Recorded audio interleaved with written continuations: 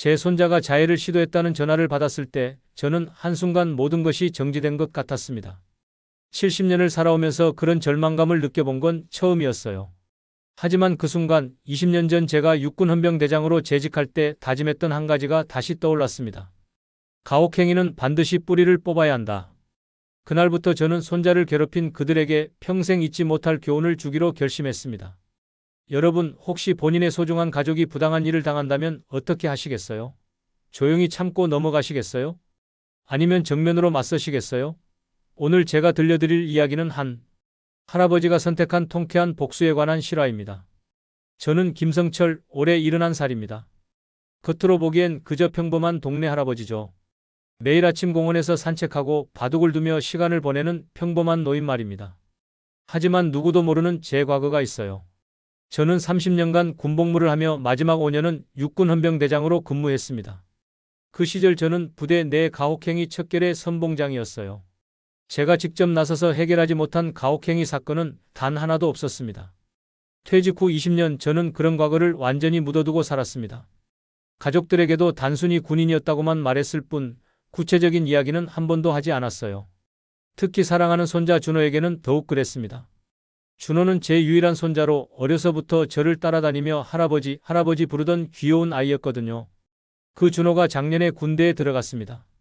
징집되어 들어간 육군 보병부대였어요. 처음 몇 달은 별 문제 없어 보였습니다. 면회를 가면 할아버지 잘 지내고 있어요. 걱정하지 마세요 라며 밝게 웃어주던 준호였거든요. 하지만 지난달부터 뭔가 이상했습니다. 전화 통화할 때마다 목소리가 침울해지더니 면회 때도 예전 같은 밝은 모습을 찾아볼 수 없었어요. 그러던 어느 날 밤 며느리에게서 급한 전화가 왔습니다. 아버님, 큰일 났어요. 준호가 자해를 시도했대요. 그 순간 제 머릿속이 하얘졌습니다.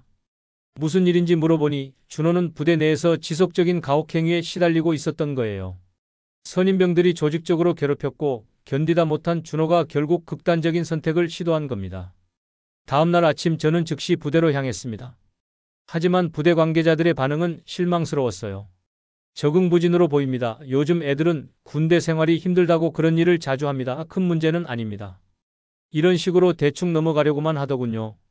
심지어 준호를 만났을 때 그 아이는 할아버지 괜찮아요. 제가 약해서 그래요 라며 자신을 탓하고 있었습니다. 그날 밤 저는 잠을 이룰 수 없었습니다. 30년간 군복무를 하며 수없이 봐왔던 가혹행위 사건들이 머릿속을 스쳐 지나갔어요. 그리고 깨달았습니다. 이건 단순한 적응 문제가 아니라는 것을요.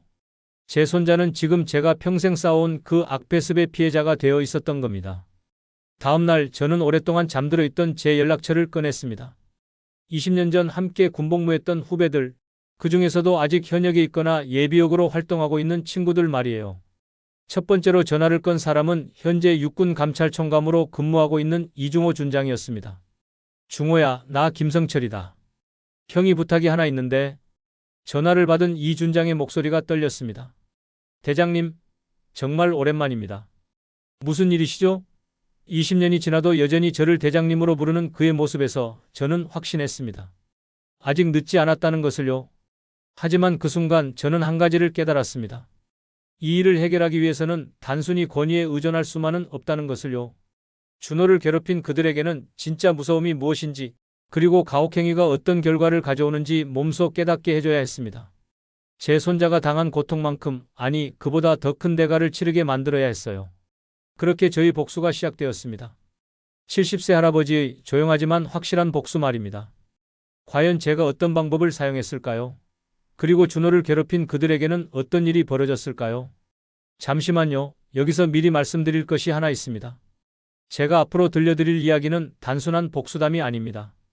이것은 한 가족이 위기를 극복하는 과정이고 진정한 정의가 무엇인지 보여주는 이야기예요. 그리고 무엇보다 가족을 지키기 위해 한 할아버지가 보여준 마지막 용기의 기록입니다. 여러분께서 이 이야기를 끝까지 들으신다면 분명 마음 깊은 곳에서 무언가 뜨거운 것을 느끼실 거예요. 왜냐하면 이것은 우리 모두의 이야기이기 때문입니다. 누군가의 할아버지이고 누군가의 아버지이고 누군가의 가족인 우리 모두의 이야기 말이에요. 그럼 이제 본격적인 이야기를 시작해 보겠습니다. 과연 조용한 할아버지가 어떻게 부대 전체를 뒤흔들어 놓았는지, 그리고 제 손자를 괴롭힌 그들이 어떤 대가를 치렀는지 차근차근 들려드릴게요. 이중호 준장과의 통화를 끝낸 후 저는 본격적인 조사를 시작했습니다. 먼저 준호를 괴롭힌 선임병들의 신상 정보부터 파악해야 했어요. 제가 헌병대장 시절 익힌 노하우를 총동원했습니다. 20년이 지났지만 여전히 제 기억은 정확했고 직감은 날카로웠거든요. 준호를 통해 알아낸 정보는 이러했습니다. 주동자는 상병 박민수 23살의 건장한 청년이었어요. 이 녀석이 신병들을 괴롭히는 조직을 이끌고 있었고 특히 준호를 타겟으로 삼아 지속적으로 괴롭혔던 겁니다. 함께한 공범들은 상병 김태호, 일병 정수민이었어요. 이 세 명이 준호를 매일 밤 화장실로 불러내 구타하고 개인 정비 시간에는 이유 없는 얼차례를 시켰던 것입니다. 하지만 제가 진짜 분노한 건 따로 있었어요. 이들의 가혹행위를 알고도 묵인한 간부들이 있었다는 사실이었습니다. 소대장 김상현 중위와 분대장 이동훈 하사가 그들이었죠.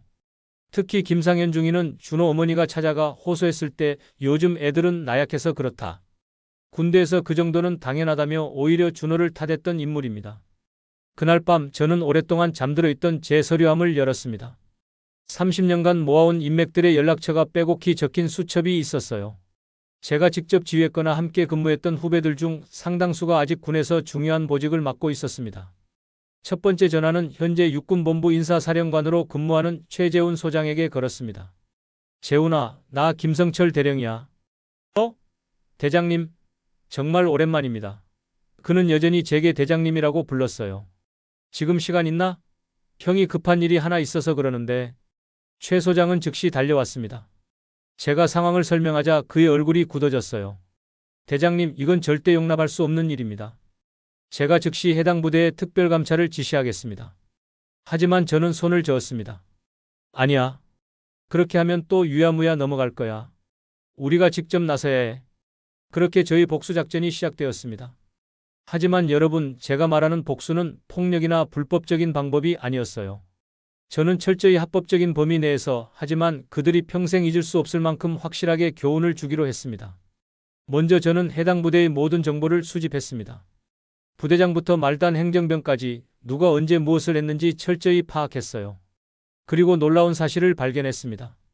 이 부대에서는 준호뿐만 아니라 다른 신병들도 비슷한 피해를 당하고 있었던 것입니다. 심지어 일부는 이미 자대 배치를 포기하고 전속을 신청한 상태였어요. 이틀 후 저는 두 번째 카드를 꺼내들었습니다. 현재 국방부 감찰본부장으로 근무하는 서민석 준장에게 전화를 건 것이죠. 민석아, 오랜만이다. 형이 내 도움이 필요해. 서 준장 역시 즉시 저를 찾아왔고 상황을 듣고는 붕괴했습니다. 대장님, 이런 일이 아직도 일어나고 있다니 정말 부끄럽습니다. 하지만 그때였습니다. 가장 충격적인 소식을 들었어요. 준호와 같은 중대에 있던 또 다른 신병이 자살을 시도했다는 것입니다. 다행히 목숨은 건졌지만 중환자실에서 의식을 잃고 있다는 소식이었어요. 그 순간 저는 정말로 모든 것을 포기하고 싶었습니다. 그날 밤 저는 거울 앞에 서서 제 자신을 바라봤습니다. 70세의 늙은 할아버지, 이미 한물간 옛날 사람.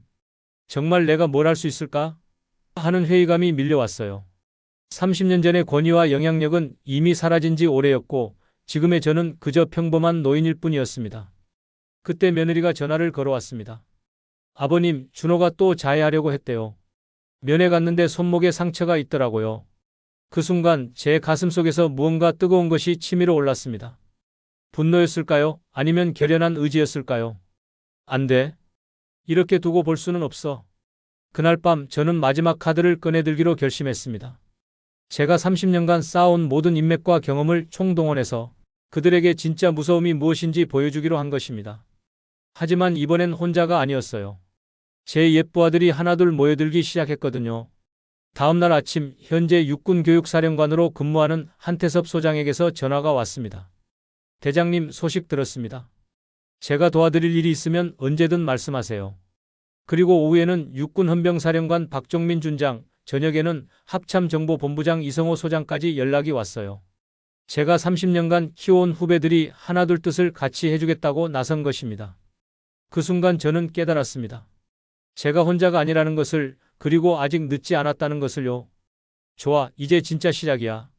그렇게 저희는 오퍼레이션 저스티스라고 이름 붙인 작전을 계획하기 시작했습니다. 준호를 괴롭힌 그들뿐만 아니라 이런 일들을 묵인하고 방조한 모든 사람들에게 확실한 메시지를 전달하기 위한 작전이었어요. 하지만 과연 70세 할아버지와 그의 예부아들이 과연 어떤 방법을 사용했을까요? 그리고 준호를 괴롭힌 그들에게는 정말 어떤 일이 일어났을까요? 여러분, 잠시만요. 여기서 정말 중요한 이야기가 시작됩니다. 지금까지의 이야기가 준비 단계였다면 이제부터는 본격적인 액션이 시작되거든요. 과연 20년 만에 다시 뭉친 예턴병 대장과 그의 부하들이 보여준 완벽한 작전은 무엇이었을까요? 드디어 D-Day가 왔습니다. 오전 7시 해당 부대의 예고 없이 국방부 합동감찰팀이 도착했어요. 팀장은 서민석 준장, 그리고 육군본부, 헌병사령부, 교육사령부에서 파견된 정예 감찰관들이 함께였습니다. 저는 물론 직접 나서지 않았어요. 하지만 작전의 모든 디테일을 설계한 것은 바로 저였습니다. 첫 번째 타겟은 소대장 김상현 중이었습니다. 아침 점호 직후 그는 갑자기 나타난 감찰팀 앞에서 얼굴이 하얗게 질렸어요. 중위님, 부대 내 가혹행위 은닉 및 방조 혐의로 긴급 조사를 실시하겠습니다. 그 순간 김중희는 다리가 후들거려서 제대로 서 있기도 힘들어했대요. 더 놀라운 것은 그 다음이었습니다. 감찰팀이 준비해온 자료는 상상을 초월했어요. 지난 6개월간의 모든 CCTV 영상, 병영 내 통화 기록, 심지어 가해자들이 주고받은 카카오톡 대화까지 모든 증거가 완벽하게 정리되어 있었습니다. 30년간 쌓아온 저의 노하우와 현역 후배들의 최신 수사 기법이 결합된 결과였어요. 그리고 정말 압권은 따로 있었습니다. 감찰팀이 도착한 지 30분 후 부대 정문으로 검은색 승용차 한 대가 들어왔어요. 차에서 내린 사람은 다름 아닌 저였습니다. 70세의 할아버지가 아니라 20년 전 그 위험 그대로의 김성철 전 헌병대장이었어요. 부대장실에 들어선 저를 본 김대령의 반응이 가관이었습니다. 김성철? 대령님이시군요. 그는 저를 알고 있었어요. 군내에서 제 이름은 전설이었거든요. 그렇습니다. 제 손자가 여기서 어떤 일을 당했는지 직접 확인하러 왔습니다. 그 순간부터 부대 전체가 뒤집어졌습니다. 저는 30년간의 경험으로 가해자들을 하나씩 불러들였어요. 먼저 주동자 박민수 상병을 불러들였습니다. 상병 박민수, 앞으로 나와. 제 목소리를 들은 순간 그 녀석의 얼굴이 새파랗게 변했어요. 너는 김준호 이병에게 무엇을 했나? 그런 일은. 거짓말하지 마라. 우리는 모든 증거를 가지고 있다. 저는 차가운 목소리로 말했습니다. 그리고 태블릿을 꺼내 CCTV 영상을 보여줬어요. 자신이 준호를 괴롭히는 장면이 고스란히 담긴 영상을 본 박민수는 그 자리에서 무릎을 꿇었습니다. 하지만 저의 진짜 복수는 여기서 끝나지 않았어요. 저는 이들에게 단순한 처벌이 아닌 평생 기억할 교훈을 주고 싶었거든요. 상병 박민수, 너는 지금부터 김준호 이병에게 직접 사과하고 앞으로 그를 보호하는 책임을 져야 한다. 그리고 이 부대의 모든 신병들 앞에서 내가 한 일을 고백하고 사과해야 한다. 공범들인 김태호, 정수민에게도 마찬가지였습니다. 하지만 가장 중요한 것은 따로 있었어요. 저는 부대장을 비롯한 모든 간부들을 한자리에 모았습니다. 여러분, 이런 일이 일어난 진짜 책임은 여러분에게 있습니다. 병사들의 잘못된 행동을 제때 막지 못한 것, 그것이야말로 가장 큰 문제입니다. 그리고 저는 마지막 카드를 꺼내들었어요.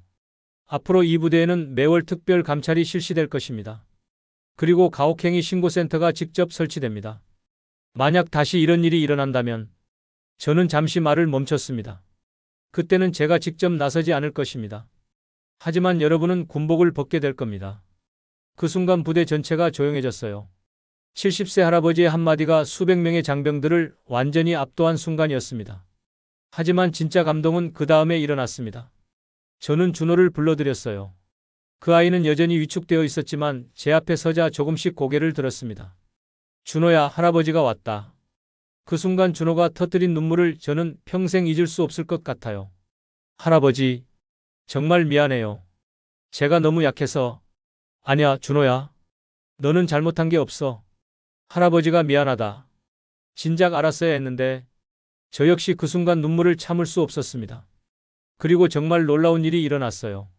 가해자들이 준호 앞에서 무릎을 꿇고 진심으로 사과하기 시작한 것입니다.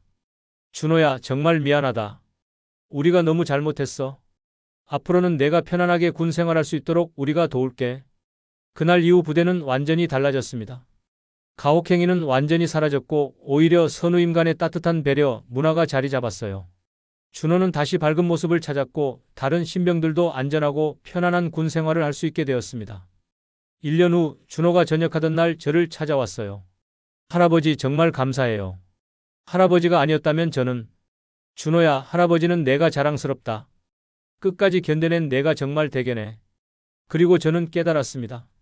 진정한 복수란 상대방을 파괴하는 것이 아니라 그들을 변화시키는 것이라는 걸요. 가해자들은 지금도 그 부대에서 후임들을 따뜻하게 돌보며 복무하고 있습니다. 그리고 그 부대는 이제 정군에서 가장 모범적인 부대로 인정받고 있어요. 여러분, 때로는 나이와 지위를 떠나서 소중한 사람을 지키기 위해 맞서야 할 때가 있습니다. 그리고 그 용기가 세상을 조금 더 따뜻하게 만들 수 있다는 것을 저는 이번 일을 통해 다시 한번 깨달았습니다. 지금도 어딘가에서 부당한 일을 당하고 있을 여러분의 가족들을 생각해 보세요. 그들을 지킬 수 있는 건 바로 여러분입니다. 비록 70세의 늙은 할아버지였지만 저는 해냈습니다. 여러분도 분명히 할 수 있을 거예요. 구독과 좋아요는 영상 제작에 큰 힘이 됩니다.